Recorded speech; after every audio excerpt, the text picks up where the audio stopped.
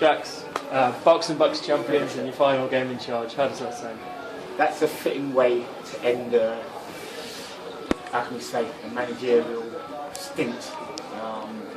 We got promoted in the first year. I think we won the cup in the second year. So it's great to go out with a bit of silverware. So yeah, very happy man tonight. And after a fairly disappointing season, the last few weeks of the season we played well, got some good results. Building up to this, it seems like a very fitting end. I think so. You know, we said it, me, you, Graham, every week when we have a chat. How we ended up fourth and bottom is beyond me. I was speaking to Danny Green's dad and saying I watch you all the time and you're much better than that. And I think we all agreed. But frustrating that we didn't finish higher. But I leave Maidenhead, in my opinion, in a better position than it was when I got here. So I'm proud of that. You know, we've been able to move some young players on. We've got some good young players coming through, and we're comfortable with stuff. So happy days, really. Sad to be going. Met some good people along the way. Thank Pete and Nina for giving me the opportunity. So I leave here with a heavy heart, but life goes on. So we'll see what's around the corner. Coming back to that good squad point of view, any new manager who was here today watching that would be looking at that team going, oh, got some good players there. Oh, yeah, sure. You know, I think I know who's coming in. Somebody rang me yesterday, and there's players here that you should start with trying to keep some of these players and then adding your bits to it. But that's down to the manager and Peter and whoever. So I wish whoever comes in well. I'm sure they'll do okay. The base is here. Are you able to say who that person is? No, that's not my job. That's not my job. But I think a lot of people know rumours and so on. But the person that's coming in is a good manager. I think they'll be happy with this sign.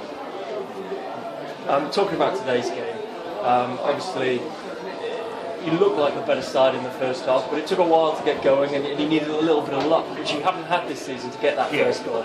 I said to some of my family were here today, and I said to my brother, he was like, you should be 5 up. And I said, this is a typical Maidenhead performance. Chance after chance created, don't take them, give them a sniff and end up losing the game. But today, luckily, we saw it through properly. Second half, that's probably one of the best performances I've seen from Maidenhead all season. Yeah. I said to the boys, we need to keep the tempo up. No disrespect to them, but we're a fitter side than they are. So I just wanted to make sure we kept our foot on the ground. And the class would come through and it did in the end, and in the end we were comfortable. And they couldn't live with the likes of Adrian Clifton and Danny Green, and players of that ilk. Like I said, we have got some players here who should not only be doing well in the Conference South, but should be doing even conference level. I've seen League 2 level. We've got players like Alex Ball who play League 2. Some of these boys are good enough to do that if they're given a chance. So I was glad that some of them turned up today, like Danny Green, who we all know has got outstanding ability. So now I'm proud of them today. They put it in. I wanted them to put a performance in for the club, for me and for themselves, and they've done it. You've had a moan at times this season about the defending, but the defence didn't put a foot wrong today. Yeah, really. To be fair, I had a big decision to make today between Martin Nisbet, who's with me from day one, and Derice, who's been playing better than Nisbet, in all honesty. But Nisbet's been with me nearly 9 years, and my captain, I couldn't leave him out today. And he didn't put foot wrong. And it possibly in the script on your final day with your family here for your son Jonathan to round it off with that final goal.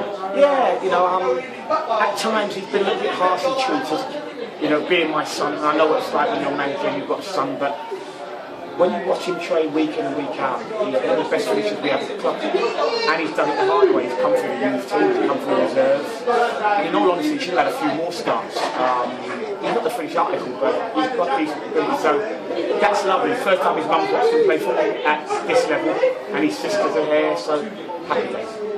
You say you'll be leaving with a bit of a heavy heart, but today is about a celebration with your family and the team. Yeah, without doubt.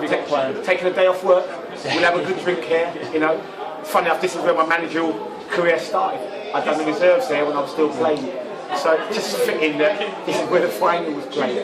So we'll have a good drink here tonight. I'll go home and carry on having a good drink and see what happens from there on. Yeah, so it started here at Cheshire and it ended here at Cheshire with Maidenhead. But where do you go from here as a kind of a football manager? I don't know, in all honesty. Lots of rumours, but I said to Peter a couple of days ago, I haven't spoken to anybody officially. So as we speak, I don't know. Going to go on holiday in a couple of weeks' time, and then I'm hoping that the phone will ring and somebody will offer me a job somewhere. But if not, I carry on doing what I'm doing, watching games, keeping my eye in, waiting for the opportunity. You'd like to be in the dugout in July and August when the season kicks off. Without doubt, I still think I've got a lot to offer. I still think I've got an eye for a bit of talent. So yeah, I still want to be made.